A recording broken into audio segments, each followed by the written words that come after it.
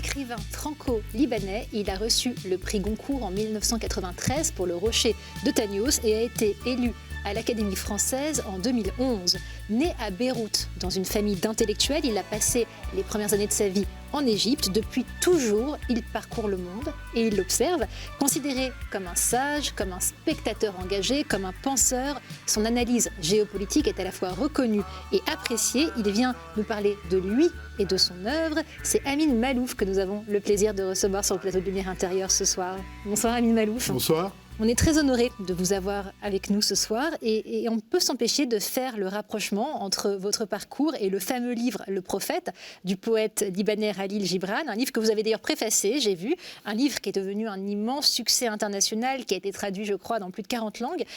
C'est un ouvrage qui présente sous forme poétique des questions, des réponses sur les thèmes les plus souvent posés à un sage. C'est un auteur qui vous inspire ? C'est un auteur qui, au Liban, est très emblématique. D'abord, c'est l'émigrant par excellence. Il est allé aux États-Unis, il s'est installé là à la fin du 19e, début 20e siècle. Il a écrit quelquefois en arabe, quelquefois en anglais. Il a souffert et en même temps, il a connu une postérité littéraire extraordinaire, quasiment miraculeuse. Je pense que ces textes sont lus tous les ans des centaines de milliers de fois dans des cérémonies de mariage. Et c'est une belle figure. Il m'est arrivé de penser à écrire quelque chose autour de lui. Finalement, je me suis contenté d'une préface qu'on m'avait demandé à un moment donné. C'est ce que j'ai vu. Alors, votre dernier livre à vous s'intitule non pas Le Prophète, mais Le Naufrage des civilisations. C'est un livre qui est publié chez Grasset. Et en fait, quand on regarde de près, le constat est assez sombre. L'Amérique est en train de perdre toute crédibilité morale. L'Europe, qui offrait un projet ambitieux, finalement, est en train de se disloquer.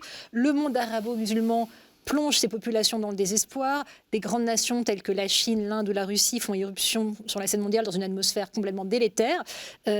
Finalement, c'est pas très joyeux. On a le sentiment que vous décrivez toutes les dérives par lesquelles l'humanité est passée pour se retrouver finalement vraiment au seuil du naufrage.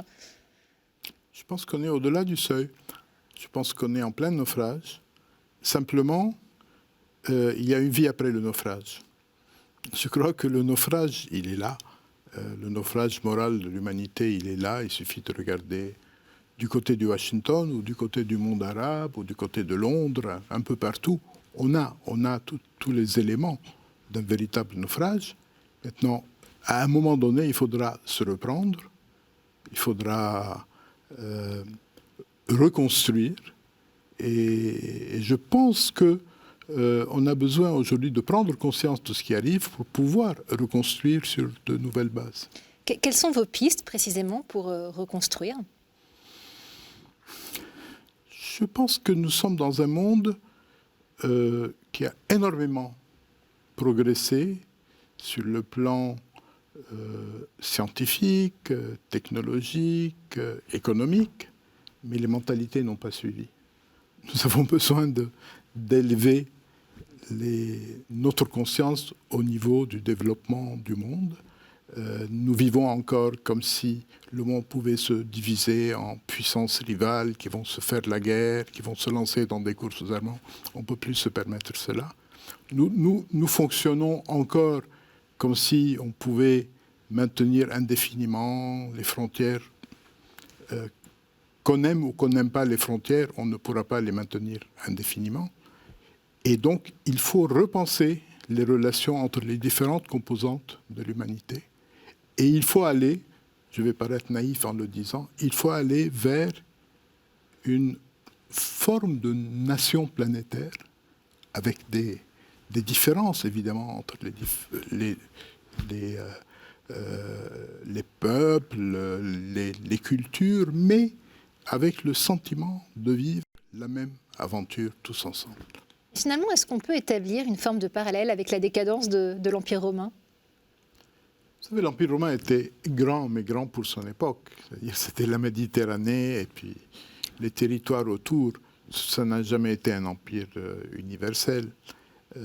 Aujourd'hui, les crises auxquelles nous devons faire face sont universelles, sont globales.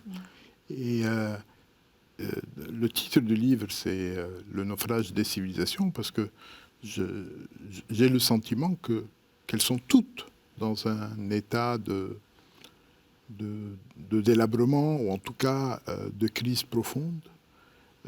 Ce n'est pas une civilisation qui triomphe des autres. Ce n'est pas un conflit de civilisation. Je n'ai jamais cru à cette idée d'un conflit de civilisation. Je pense qu'il y a des conflits à l'intérieur de chaque civilisation, mais pas entre les civilisations. Ce qui arrive aujourd'hui, c'est que les pays développés et l'ancien tiers-monde, les idéologies, toutes, les systèmes politiques, économiques, tous, les religions, les grandes religions, tout le monde est en crise profonde. Et c'est cela qui caractérise l'époque d'aujourd'hui. Effectivement, la crise, c'est très palpable, ne serait-ce que dans le titre de vos ouvrages, Les désorientés, le dérèglement du monde et maintenant le naufrage des civilisations, dans lequel vous expliquez que finalement les ténèbres se sont propagées. C'est un regard très, très pessimiste, non, sur le monde actuel? Je ne pense pas qu'il soit pessimiste. Je pense que le constat est sévère, mais à mon avis tout à fait adéquat. Simplement, l'avenir, c'est à nous de le construire. Je pense que nous pouvons opérer un sursaut, que nous pouvons reconstruire le monde sur d'autres bases. Simplement, il faut déjà prendre conscience de ce qui ne va pas. Il ne faut pas fermer les yeux et avancer en disant « tout finira par s'arranger ». Non, tout ne finira pas par s'arranger. Il faut véritablement un peu de volontarisme, beaucoup de lucidité, beaucoup de persévérance, beaucoup d'honnêteté aussi, beaucoup d'intégrité de la part des gens qui dirigent le monde pour pouvoir aller dans une autre direction. Alors vous ne fermez pas les yeux du tout. Vous écrivez, il y a 20 ans, j'avais écrit un essai, Les identités meurtrières. La dérive autour de ces questions identitaires n'a fait que se répandre et s'aggraver. Des mots, on est passé au meurtre. L'observation de l'Europe a suscité en moi de plus en plus de déceptions et d'inquiétudes. Le rêve européen auquel je me suis accroché de toutes mes forces s'est effrité. Il a perdu de sa substance jusqu'à devenir ce monstre froid, tapis à Bruxelles, loin des peuples. Alors comment est-ce qu'on peut expliquer, Amin Maalouf, que le monde dérive de la sorte, alors que paradoxalement, on n'a jamais disposé d'autant de moyens d'émancipation? Je reviens un instant sur l'Europe. C'est vrai que l'Europe, la réconciliation qu'il y a eu en Europe est un élément essentiel du monde d'aujourd'hui. Et moi, je viens d'une région où les gens ne savent pas véritablement se réconcilier, où les crises durent d'une génération à l'autre. Et le fait d'avoir une Europe qui se reconstruit sur d'autres bases, avec des peuples qui se sont constamment combattus et qui un jour disent « ça suffit, on va construire quelque chose ensemble, on va construire l'avenir ensemble », c'est merveilleux, c'est un exemple pour l'humanité. Et malheureusement, j'ai assisté, depuis, ça fait 43 ans que je suis en France, j'ai assisté à l'effritement de l'image de l'Europe. L'image de l'Europe était intouchable. Les gens avaient le sentiment que le mot lui-même ouvrait des horizons. Il suffisait de dire Europe à une réunion ou dans un communiqué politique pour que les gens adhèrent complètement. Et on a laissé s'effriter cette image de l'Europe. On se retrouve avec des peuples qui ont toujours été totalement pro-européens, qui commencent à devenir sceptiques. On voit monter des mouvements qui remettent en cause l'existence de l'Europe. Il y a le Brexit, évidemment. C'est un gâchis, et pas seulement pour l'Europe, pour le monde entier. Ce que moi j'aurais voulu, mais bon, ça c'est mon opinion personnelle, moi j'aurais voulu des États-Unis d'Europe. C'est le vieux rêve de Victor Hugo. Des États-Unis, un peu sur le modèle des États-Unis, avec probablement beaucoup plus d'importance pour les États, beaucoup plus un rôle plus important, notamment dans le domaine culturel de l'enseignement pour les différents États, la préservation des langues européennes. Il ne s'agit pas de les abolir pour imposer une seule langue. La préservation et le renforcement des langues européennes, mais construire une véritable unité, une Europe qui puisse avoir son opinion, pouvoir intervenir sur tous les plans dans le monde. Et on ne va pas dans cette direction. Et c'est une des raisons, à mon avis, de ce qui arrive aujourd'hui. On a une puissance, les États-Unis, qui avait une primauté, qui sont certainement la première puissance économiquement, politiquement, militairement, technologiquement. Ils sont la première puissance. Ils avaient la possibilité, il y a 30 ans, à la fin de la guerre froide, de bâtir un nouvel ordre mondial. Ils n'ont pas su le faire. L'Europe aurait pu pallier ce manque et le faire elle-même. Elle n'était pas là pour le faire. Et donc, on se retrouve dans un monde qui est en train de devenir une jungle, où il n'y a aucun ordre qui fonctionne, et on a de ces phénomènes étranges qui apparaissent dans diverses régions du monde. Et c'est vrai que c'est un naufrage moral global. En tout cas, ça interpelle quand on lit votre livre, parce que ça permet d'ouvrir les yeux. Je voulais qu'on parle un peu de votre parcours. Donc, vous êtes d'origine libanaise, on le disait. La guerre civile a éclaté en 1975. Du coup, votre famille a été obligée de se retirer dans un petit village. Quel souvenir est-ce que vous gardez encore aujourd'hui de cette période-là ? Dans quelle mesure est-ce que ça vous a affecté, marqué, imprimé, peut-être à tout jamais ? J'ai eu le triste privilège d'être témoin du premier incident grave de la guerre. J'étais chez moi, dans un faubourg de Beyrouth, avec ma femme. Et nous avons entendu des bruits. Vous avez vos 3 enfants, vous avez 3 enfants à l'époque, il y avait un des 3 qui était né. Bref, au total, il y en a eu 3. Voilà, aujourd'hui, ils sont 3.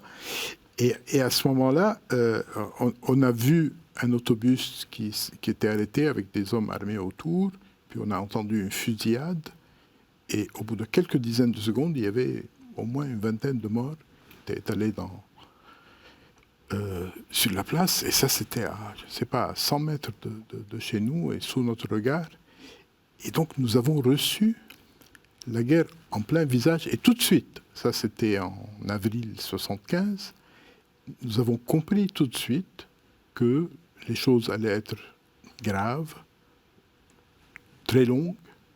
Et nous avons dû quitter notre appartement dès le lendemain.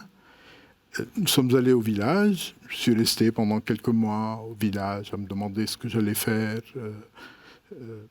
à suivre évidemment les informations, à écouter au loin les explosions. Et puis un jour, je me suis dit, bon, je ne vais pas rester indéfiniment dans cette atmosphère. Je ne vais pas laisser mes enfants grandir dans un pays en guerre où à 14 ou 15 ans, ils vont prendre les armes, tuer quelqu'un ou se faire tuer. Et donc, il fallait partir. Et là, nous sommes partis en 1976.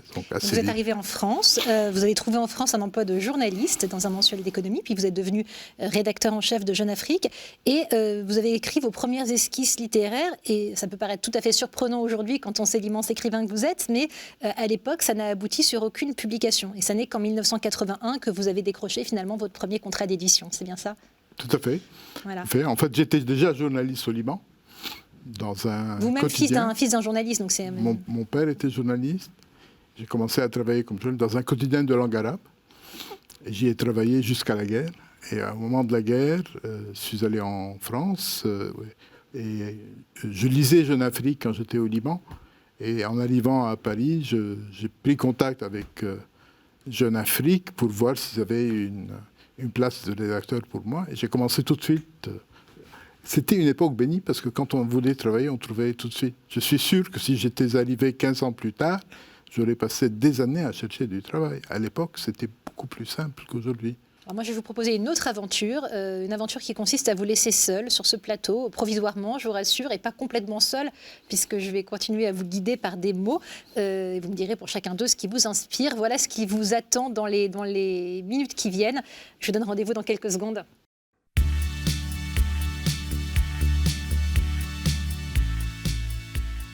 Est-ce que vous êtes bien installé? Oui. Vous avez un repose-pied si vous voulez allonger vos jambes.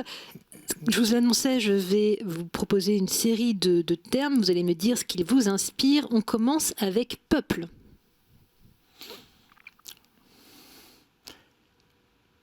Peuple, c'est un mot que j'utilise assez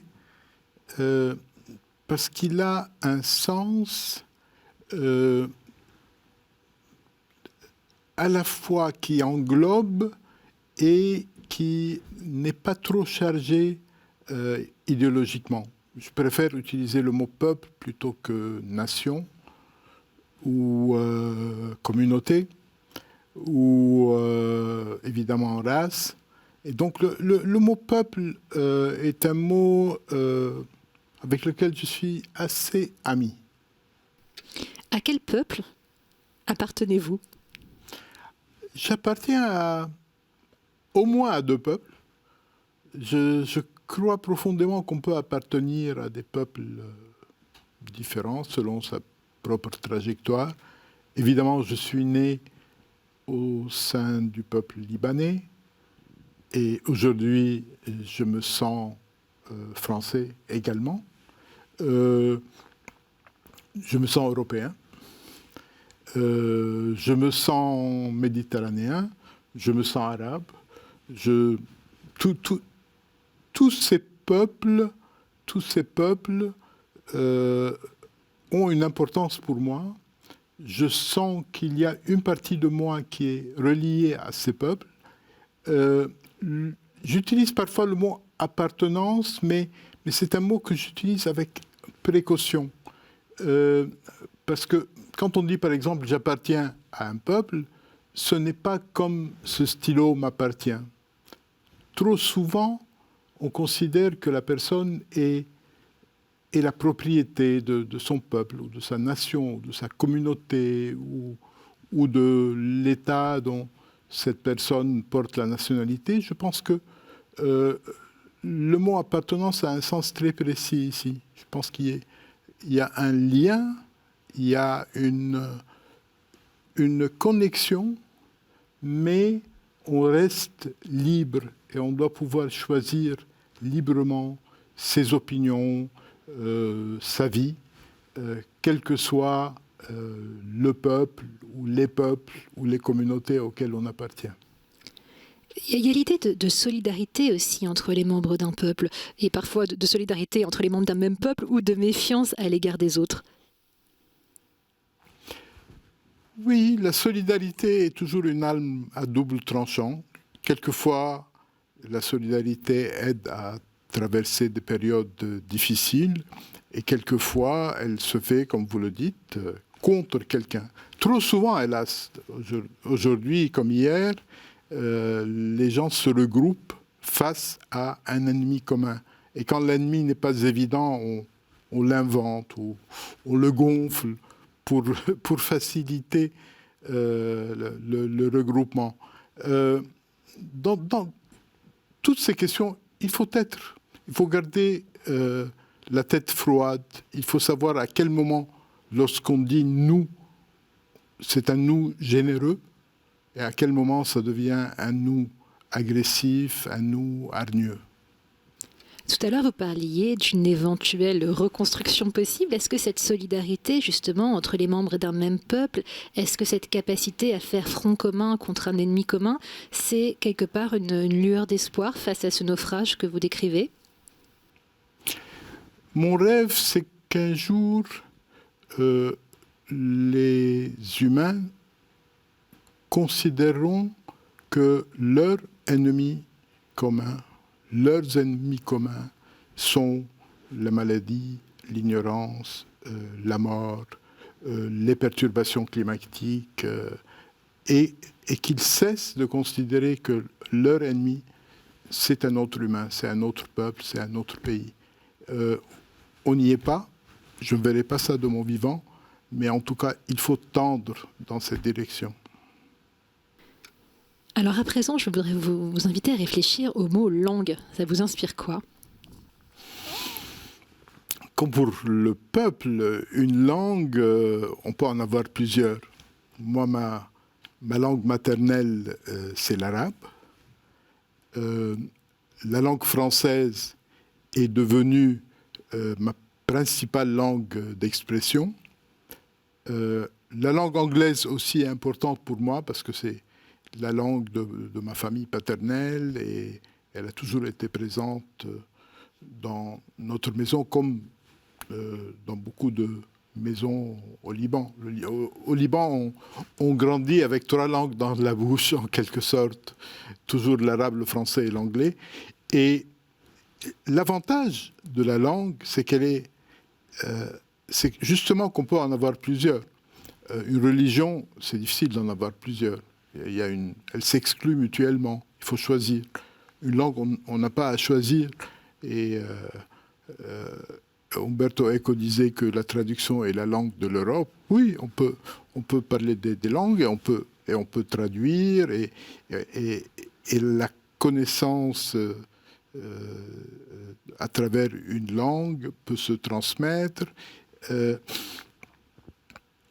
langue est importante comme élément d'identité.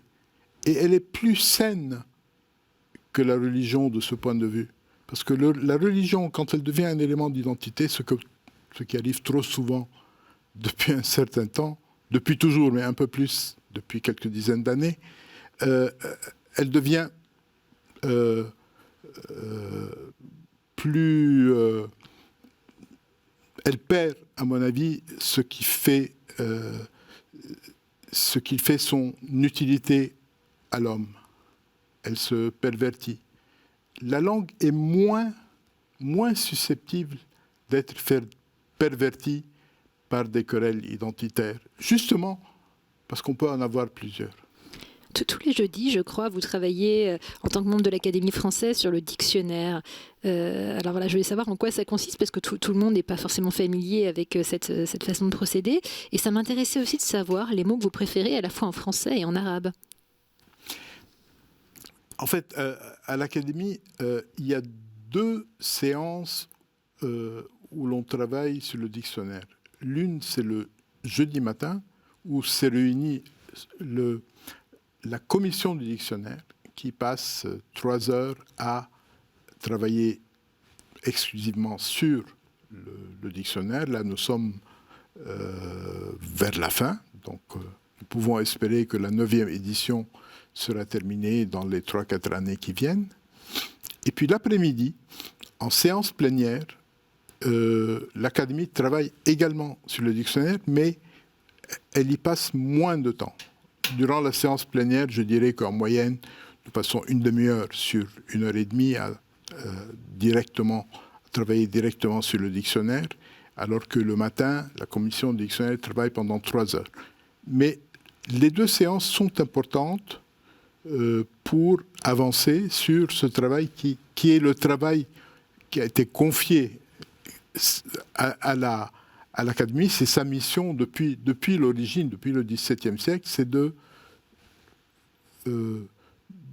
faire le dictionnaire, c'est-à-dire de veiller à ce qu'il soit à la fois préservé et enrichi, étoffé.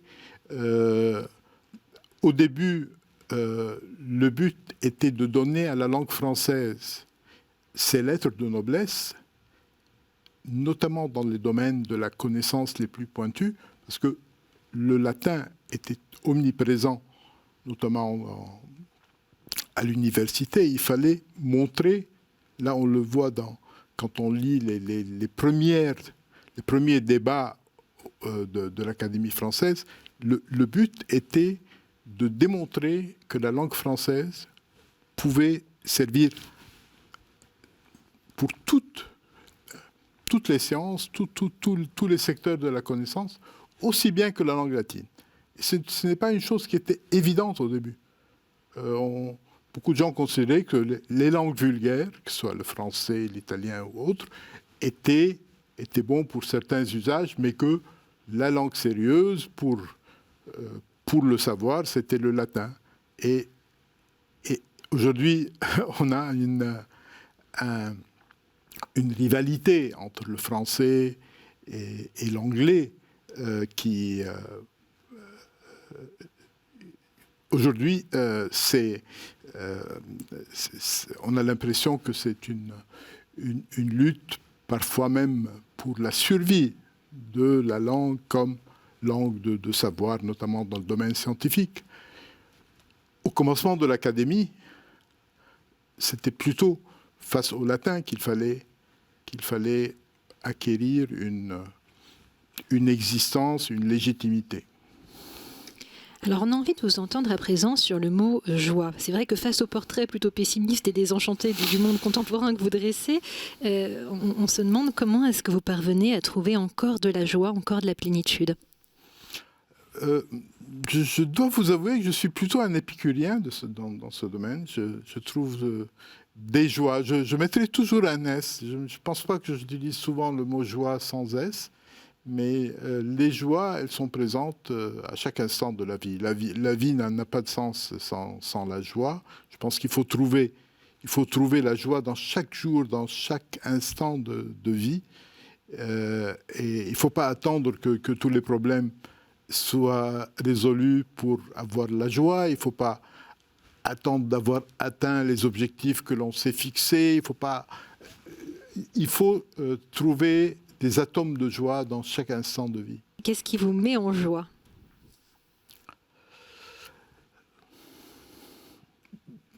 Beaucoup de choses. Vous savez, je ne saurais pas vous dire des choses particulières. D'abord, je suis quelqu'un qui observe le monde. Et tous les jours, il y a des événements inquiétants, mais en même temps, il y a des événements joyeux. Des événements qui révèlent la générosité des humains ou leur altruisme. Il y a des découvertes scientifiques, par exemple, me passionnent. Là, je lisais aujourd'hui même des articles sur les progrès trop lents, malheureusement, de la fusion atomique qui... on peut l'espérer, dans quelques dizaines d'années, pourra permettre de produire quantité d'énergie pratiquement illimitée, sans déchets, sans résidus et sans aucun effet négatif. Bon, on peut l'espérer. Je pense qu'il y a des joies dans les découvertes, dans le progrès, et puis il y a des joies quotidiennes, la famille, les petits-enfants. J'ai l'âge où on se voit entouré de petits-enfants, et ce sont des joies merveilleuses qu'on recherche constamment. Qu'est-ce que vous avez envie de leur transmettre ? Alors, il y a eu vos enfants, mais maintenant vos petits-enfants. Qu'est-ce qui compte vraiment pour vous et que vous avez envie de leur transmettre ? Là, je devrais commencer non pas par les joies, malheureusement, mais par les inquiétudes. J'ai le sentiment d'avoir vécu, moi, ma génération, un moment de privilégié. Je pense que la vie a été plutôt facile pour moi et pour ma génération, comparé à ce qu'elle a été pour les générations d'avant et pour les générations d'après, je le crains. Beaucoup de choses qui arrivent dans le monde aujourd'hui m'inquiètent, non pas parce qu'elles ont un effet immédiat sur nous, sur notre vie quotidienne, mais parce que je me dis, mais dans quel monde vivront mes enfants quand ils auront mon âge, et surtout mes petits-enfants, que sera la question climatique, par exemple, qui est une menace réelle, dont on commence à prendre conscience, et puis on fait semblant de de chercher des solutions, mais en réalité, jusqu'à présent, on n'a rien fait, pour dire les choses comme ça. On n'a rien fait qui puisse enrayer la dérive dans ce domaine. Et je ne sais pas à quoi ressemblera le monde en l'an de 2060 ou 2070, mais je crains que ce soit beaucoup moins facile pour les générations de ce temps-là que ça n'a été pour la mienne. Alors pour terminer, je vous propose le mot sagesse. C'est un mot dans lequel je me reconnais.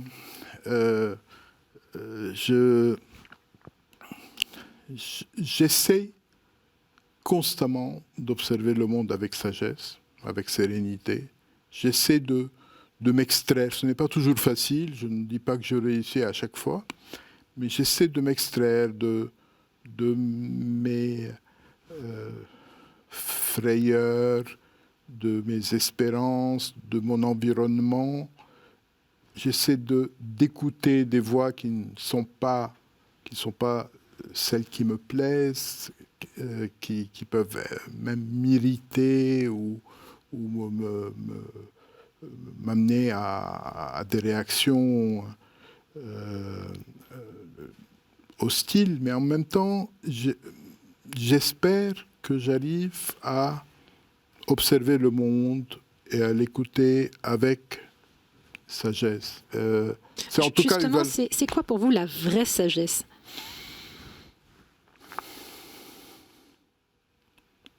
C'est la lucidité. C'est d'abord de voir la vie telle qu'elle est, de voir le monde tel qu'il est, de garder sa liberté de penser. Ça, c'est un élément fondamental. Je ne supporte pas que l'on puisse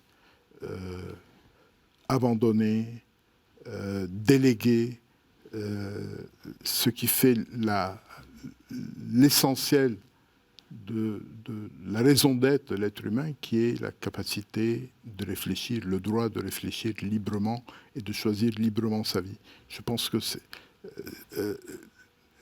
la sagesse, pour moi, est inséparable de la liberté de penser, de la liberté de choisir sa propre vie. Quand Dieu demande à Salomon ce qu'il voudrait obtenir, il répond la sagesse. Comment est-ce qu'on reconnaît un sage et comment est-ce qu'on le devient ? Est-ce que c'est une aspiration ? Est-ce qu'un jour on se dit j'aimerais être un sage ? Est-ce qu'on peut désirer l'être ? Est-ce que c'est plutôt quelque chose qui vous est donné ? Je pense que c'est une aspiration. On s'efforce sa vie entière d'être sage, de se comporter sagement. On n'y réussit pas toujours. Mais je pense que le seul fait de se fixer cette boussole dans la vie est important. D'ailleurs, en arabe, Salomon, le nom courant de Salomon, c'est Sulayman al-Hakim, Salomon le sage. D'ailleurs, vous ne m'aviez pas répondu sur le mot que vous préférez en arabe et sur le mot que vous préférez en français. Le mot que je préfère en arabe, ce ne sont pas ce n'est pas un mot qui vient spontanément, ni en arabe ni en français en réalité. Si je devais choisir en français, puisqu'on est en train de parler de sagesse, je dirais que le mot qui revient souvent en français, c'est la sérénité. Je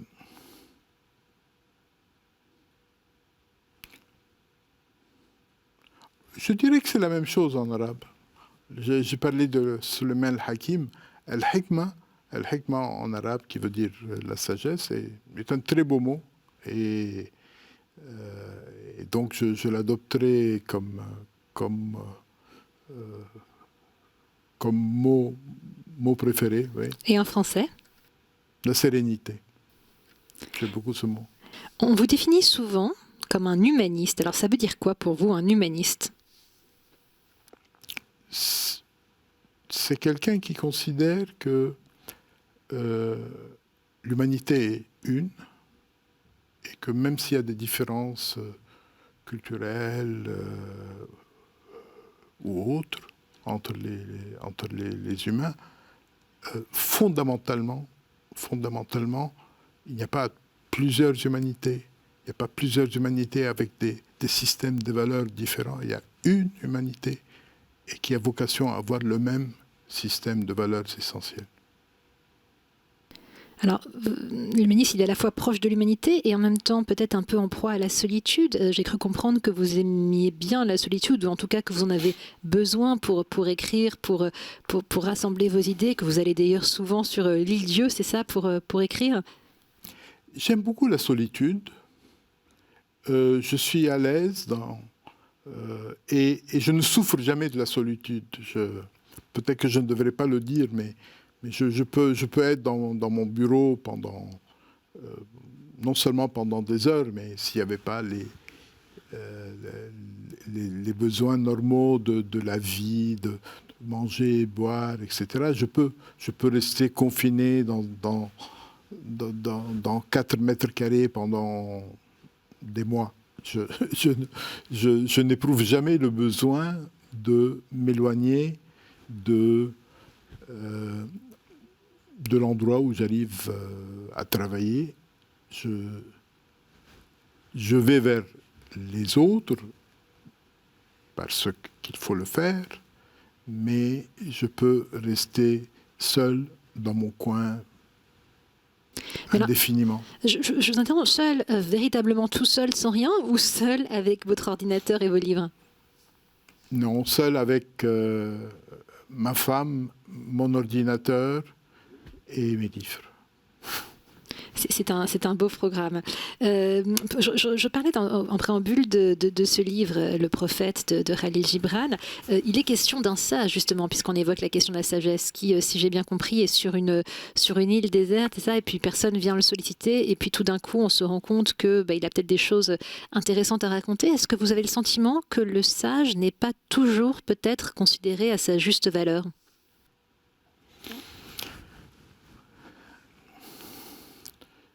Je ne suis pas sûr que la sagesse soit considérée aujourd'hui comme une valeur importante. Mais c'est parce que le monde est en crise.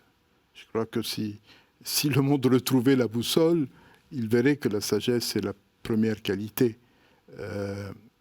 Nous sommes dans un monde où agressif est devenu un compliment plutôt qu'un défaut. Où on parle d'opportunisme, et là encore, c'est une qualité plutôt qu'un défaut. Les mots changent parfois de sens.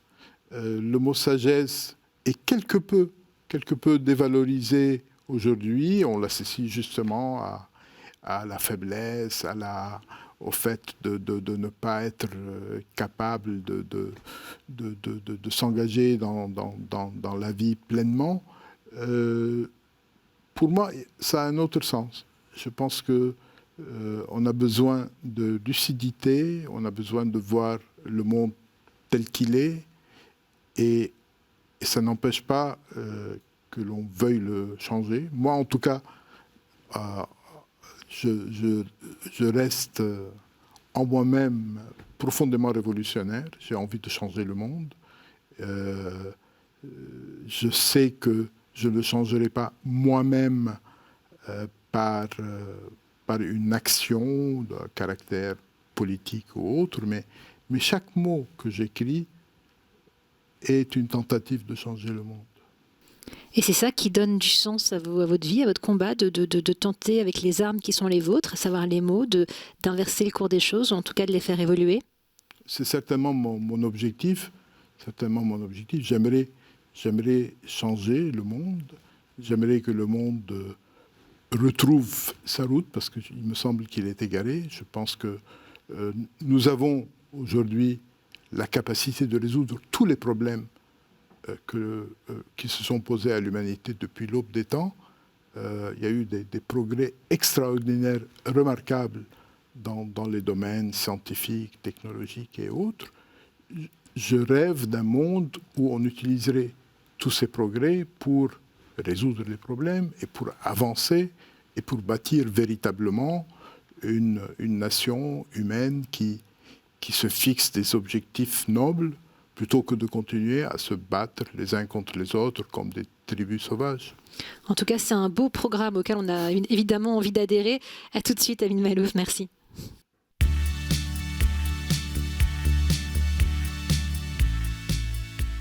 Merci pour ce témoignage.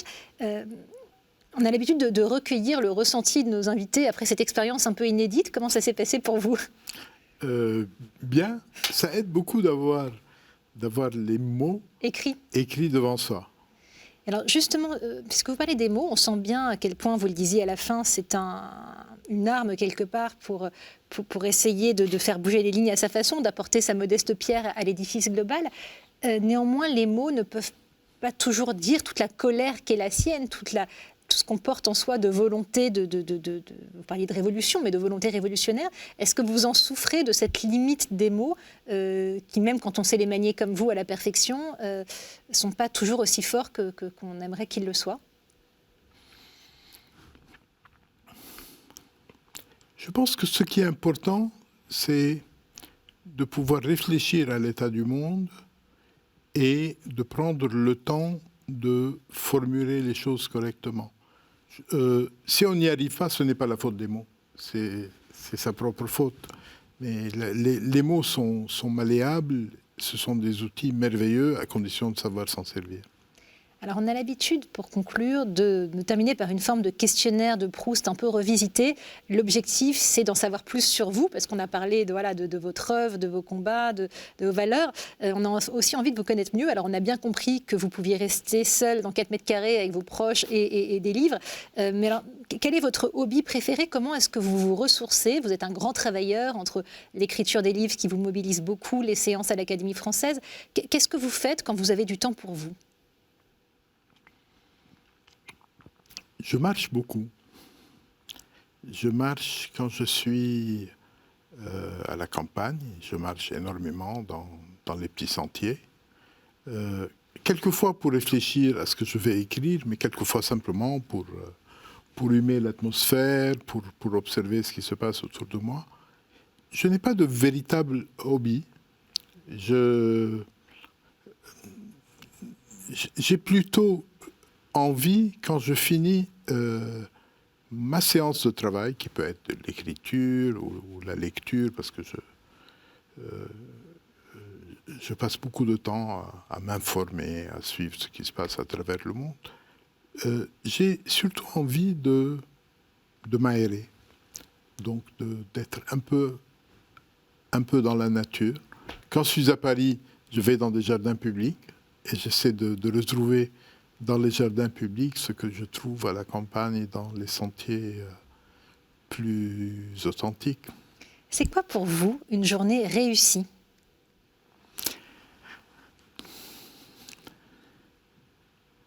Je crois qu'on m'a inculqué dans mon enfance, et ça c'est la faute des pères jésuites sûrement, puisque j'ai fait toutes mes études chez eux, une sorte de culpabilité envers les journées où je ne travaille pas. Et donc, si pendant une journée, je m'impose de ne pas travailler, parce qu'il faut me l'imposer réellement, je me sens mal. J'ai besoin de commencer ma journée en travaillant, en avançant sur les projets que je suis en train de faire, généralement un livre. Et quand j'ai fait ma journée de travail, je respire et je considère que c'est une journée qui peut continuer agréablement. Et si jamais je commence la journée par quelque chose d'autre que mon travail, y compris le dimanche, je suis mal à l'aise jusqu'au soir. Quel est votre plus grand luxe ? Est-ce que c'est justement d'arriver à se passer des choses ? Quel est votre plus grand luxe dans la vie ?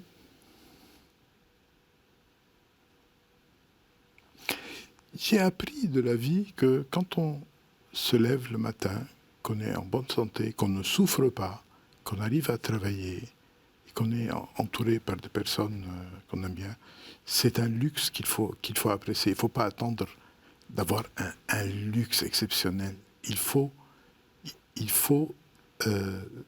savoir apprécier le luxe quotidien qu'est la vie et que sont les joies de la vie. Et des gens effectivement qui nous entourent et qu'on aime. Alors justement, quelle est la qualité, ou quelles sont les qualités auxquelles vous êtes le plus sensible chez un être humain ? La lucidité, l'écoute, l'empathie. Est-ce que ce n'est pas un peu vos qualités à vous, finalement, aussi, que vous aimez chez les autres? Pas suffisamment. Je trouve qu'il y a beaucoup de gens autour de moi qui les ont beaucoup plus que moi. Alors ça, c'est des qualités que vous avez. Quel est, en revanche, votre plus grand défaut? À part le perfectionnisme, qui est toujours le faux défaut, parce que c'est à la fois une qualité et un défaut. Ce n'est pas seulement un faux défaut, c'est parfois un vrai défaut. C'est-à-dire, je suis tout le temps en train de penser à des problèmes à résoudre, et quand je pense les avoir résolus, je cherche véritablement le problème qui va m'irriter et que je n'ai pas su résoudre. Et ça gâche beaucoup de choses dans la vie. Et comme je n'ai pas envie de noyer mes angoisses dans l'alcool ou dans d'autres substances de ce genre, je vis avec. Ce n'est pas vraiment grave, c'est une petite nuisance, mais c'est un défaut réel. Puisque vous parliez de vos angoisses, je me demandais comment vous faites face dans les moments de déprime, parce qu'il y en a toujours des moments plus ou moins joyeux dans la vie, ou des moments où on est plus affecté par l'état du monde ou autre. Dans ces moments-là, qu'est-ce que vous faites pour aller mieux? Tous les jours, j'écoute de la musique. Je voulais vous demander justement. Oui, j'écoute beaucoup. Qu'est-ce que vous écoutez? Qu'est-ce qui vous touche? Généralement, du Chopin, du Bach, du Schubert. Ma femme, dès le matin, dès qu'on se lève, elle met une musique qui lui a plu. Par exemple, dernièrement, elle a écouté chanter René Fleming, et là, depuis quelques jours, elle met des airs d'opéra chantés par René Fleming. Et il y a toujours de la musique à la maison, pas dans mon bureau. Ça, c'est pour la musique. En ce qui concerne les œuvres d'art, est-ce qu'il y a une peinture que vous aimez particulièrement, quelque chose qui vous touche, qui vous parle? Je suis assez éclectique. Je ne dirais pas qu'il y a une peinture particulière à laquelle je suis sensible. Je vais quelquefois, je regarde, je me laisse émouvoir par des choses très différentes. J'aurais aimé peindre. Je n'ai aucun talent, malheureusement. Mon père peignait, il avait beaucoup de talent, mais il n'a pas consacré suffisamment de temps à cela. Les choses qu'il a faites étaient très belles. Mais il a travaillé toute sa vie dans le journalisme. Il n'avait pas vraiment beaucoup de temps pour consacrer à la peinture. C'est un domaine où j'aurais pu, si je n'écrivais pas, j'aurais bien aimé peindre. Qu'est-ce qui vous fait peur? Est-ce qu'il y a des choses qui vous font peur dans la vie?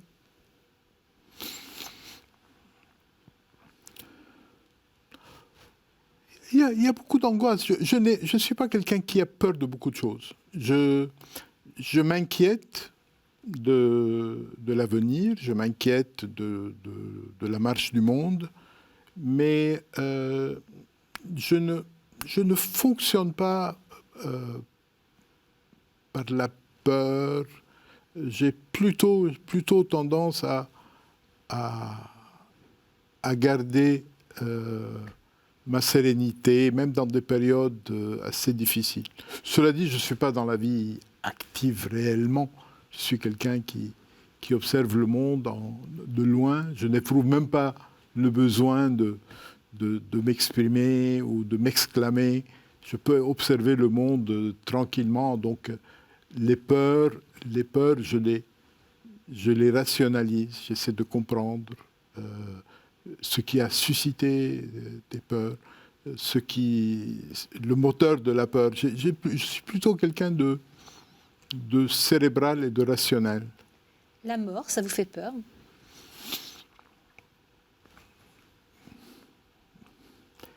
En fait, ma mort, pas vraiment. Je m'inquiète pour les personnes que j'aime, oui, mais pour moi, ce n'est pas du tout quelque chose qui me traverse l'esprit, même si maintenant j'ai plus de 70 ans. Je n'y pense jamais, et bon, je sais que ça va arriver. quand ça arrive, on n'y pense plus. Et tant qu'on y pense, c'est qu'elle n'est pas là. Donc, qu'est-ce qu'il y a après, à votre avis? Vous avez une idée? Je ne sais pas. Mon attitude par rapport à cela, c'est que le doute est la seule certitude. Je veux dire par là que si nous savions avec certitude qu'il y avait quelque chose, la vie n'aurait plus aucun sens. La vie serait quelque chose de futile, de passager, s'il y a la vie éternelle après. Si nous avons la certitude qu'il n'y a rien derrière, la vie serait adossée au néant et n'aurait pas de sens non plus. Est-ce qu'il vous arrive de prier ou c'est quelque chose qui n'est pas du tout dans vos habitudes? Ça ne vient pas spontanément. Il m'arrive d'assister à des cérémonies et de m'associer, mais ce n'est pas une attitude qui me vient spontanément. Quand je suis à l'église, dans une cérémonie, j'ai plutôt tendance à penser à des choses, à construire des mondes dans ma tête, à réfléchir à toutes sortes de choses, plutôt qu'à formuler une prière. En 2 mots, qu'est-ce qui vous reste de votre enseignement chez les jésuites, puisque vous nous expliquez que vous y avez été éduqué? Qu'est-ce qui vous en reste? Je garde un merveilleux souvenir de ce moment. Je pense qu'il y avait une qualité d'enseignement merveilleux, un cadre merveilleux. Je garde les meilleurs souvenirs. J'ai gardé beaucoup d'amis, aussi bien parmi les élèves que parmi les enseignants. Je n'ai jamais senti qu'on voulait m'imposer des croyances religieuses particulières. Je n'ai jamais été attiré ni par la ferveur religieuse, ni par l'athéisme. J'ai toujours eu une attitude équilibrée par rapport à cela, parce que j'ai vu où pouvaient mener les excès dans la religion. J'ai vu à quoi pouvaient mener des sociétés qui voulaient abolir la religion. Dans les 2 cas, ça devient monstrueux. Je pense qu'il faut, dans toute société et dans toute vie humaine, une certaine dimension spirituelle qui soit ni absente ni écrasante. On va terminer sur la nécessité de cette dimension spirituelle. Merci Ami Malouf d'être venu sur notre plateau. Je rappelle le titre de votre dernier livre, Le naufrage des civilisations. C'est paru aux éditions Grasset. Merci à toutes et à tous de nous avoir suivis. Je vous souhaite une très bonne soirée. On se retrouve bientôt sur KTO et je rappelle que vous pouvez retrouver cette émission sur notre site internet. Bonne soirée.